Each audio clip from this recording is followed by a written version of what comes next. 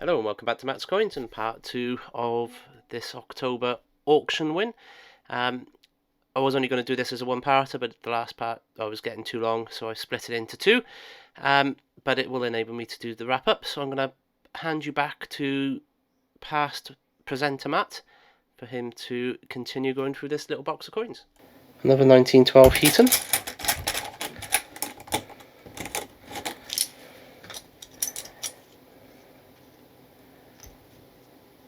One penny of kiddie cash, made out of that rare earth metal called plastic. It's a 1957 Mankey 1/12 of a shilling. Here's a 1919 with no mint mark.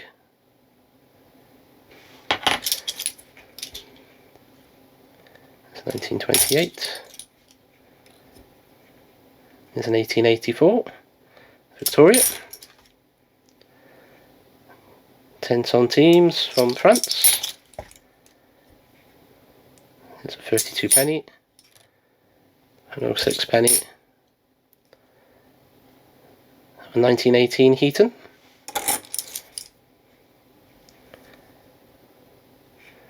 There's an 1865 Victoria penny. Again, Mankey.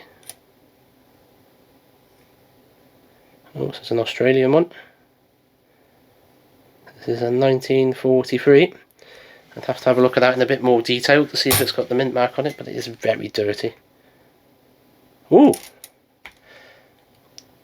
Now there's one you don't find all the time. So this is the 1953. So two trains of thought on this one. One, that they were never intended for circulation, and they were only available in collector's packs. One, the pack I found in a few videos ago. Or, and I'm sort of coming around to Coin Patrol's way of thinking on this one, they minted a number of these. I think it was around 1.2 million, and they went into circulation, plus the ones that went into the commemorative packs. I know Paul has put in a Freedom of Information request to the mint. I don't know how Paul's getting on with that. But it'd be interesting to find out if they were put into circulation, because I've found a couple in this condition before now, and I've also found the uncirculated ones. But there we go, 1953. I'm going to call it an NIFC for now, but may have been into circulation. Oh, this one's definitely been circulated. There's no doubt about it. But it's certainly, by current thinking, which may change, not intended for circulation. So there we go, 1953. Right, this video is going to be a long one, I do apologise, but there's only a couple more handfuls to go, so I'll keep going for now.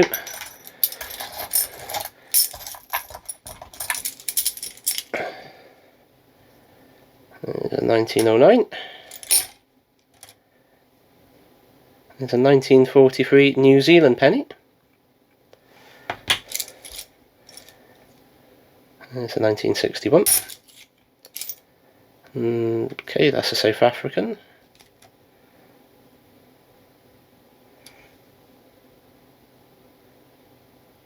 I'm trying to work it out. 1940 something. 1944. 1900 Victoria. 1947. Ooh. There's a mint mark we haven't found today already. A 1918 Kings Norton minted example. So I'm sure we've already got the Heaton minted. Now, there's the Kings Norton. Are we going to find a 1919 KN? Not that we need one for the collection, or no, it's not mint mark on that one. Or the book, the Whitman albums. This is 10 cents. I'm going to make a thing that this is going to be perhaps Canada.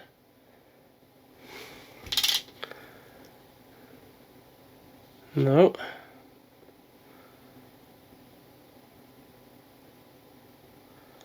I'm looking under the scope, trying to see what this one is. So let's put these back in there. I'm going to pause the video, the recording of the video, and I'm going to record a video on my screen here so you can see what's going on, and we shall have this cut in the edit. So post video, I have given this one a little bit of a clean up, and it's a 10 cents from the Netherlands from 1941. You'll see better images of it in the wrap-up shortly. So that's what I was looking at. We'll come back to that one. Right, anyway, let's get through what we got on the table here as quickly as we can now. Oops, I have just chucked something somewhere. I don't know. 1919 threepence. One Anna from India. 1942. There's a 1940. Of course, you've got your double and single exerg lines. 1 franc from 1944. 1963 threepence. Another 63 threepence in better condition. It's a 1929 penny. And it's a 62. 1911, you're looking for the Gobi X on, or Gaby X on this one, which is the hollow neck variety. That isn't one. There's another 1912. Not seeing a mint mark on there, because there isn't one. I think this used to be a 10p. Rubbish now. Another threepence, 1925 this time. And another threepence, 1934. And another, so this is the silver end, that's another 1918. That is a 1902 threepence. Belgium, 2 francs from 1944. Feels very zinky to me. And that's going to be una peseta. Okay, this one I have had a little look at and a little bit of research on. This is a Denver minted buffalo nickel. You can clearly see the mint mark there. And if we flip him over, I don't think you're going to pick out the date on this, but I shall refer over to the scope and hopefully we'll see it on there. There you go. When we look at it in the close-up, you can clearly see the 2 and the 0 for 1920.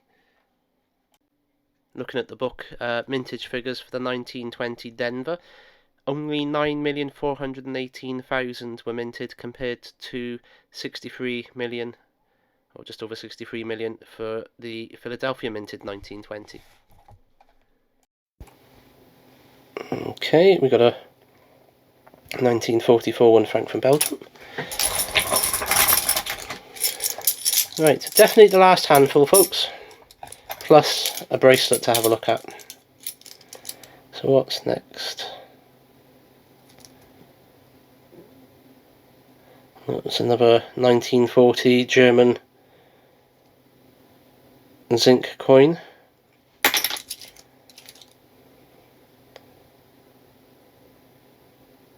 This is a 1923 1 franc from Belgium.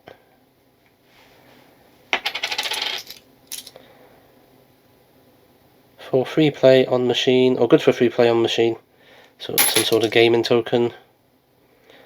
Okay, you've got a 1918. Doesn't appear to have a mint mark on it. 1944 Salon, 10 cents. An Alan Shearer 1998 World Cup. Ah, sorry, I just had to stop that recording there. 1939. 1916, non-recessed here. 1926, lower mintage year for this series. Can I just say, having a cold and doing coin videos just doesn't work. Right.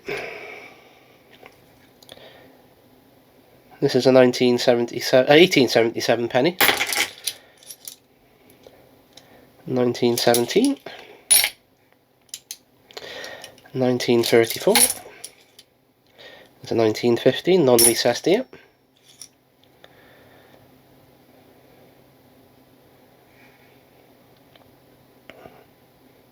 Congo. It's Denmark. 5-0. Just don't make it out, seems to be an aluminium. 1927. 1962 Mankey one. Here's another 1919. With the heat and mint mark, you can clearly see. Here's a 35. 1930. A 67 florin, or 2 shillings. Ooh, big lump of copper here. This is an 1855 copper penny. So to give you an idea, this is what we know as the bronze penny. And the copper penny, you can see how substantially bigger that is. And in terms of almost twice as thick as well. And this is a really heavy lump of a coin to have in your purse or your pocket. Still, nice find. I don't tend to go out to buy coins from before 1860, but this will find its way into the collection. And there's another token. So the other thing I wanted to show off on the video is this bracelet. So this is why you get like threepences and all the rest of it, with solder marks, etc. It's because somebody has come along and done this to it.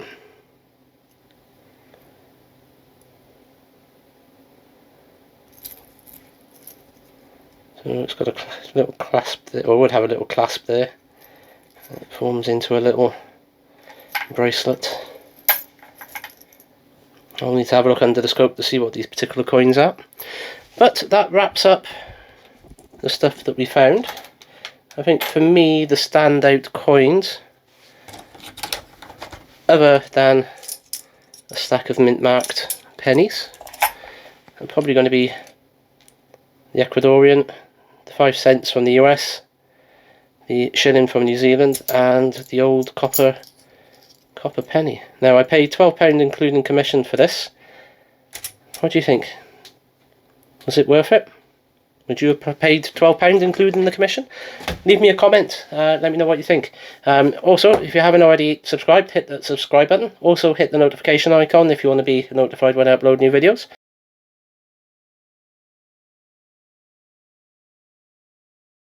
So despite turning this box down a week ago, because I didn't think it was really worth it, this one's actually thrown up quite a few good finds. You know, you got the New Zealand shilling, the 1 franc from Belgium, the 5 cents from America, the 10 cents from the Netherlands, the Irish 3D as well, 1946 3D. That's one of the lower mintage years. Only 800,000 were minted in 1946. Then of course that big copper penny, and surprisingly a 1925 silver threepence will be added to the collection. Not rare by any stretch of the imagination. The 1925, there was 3,733,000 minted, but it's the first one that I have come across whilst doing these coin hunts, so any gap filled is always a win.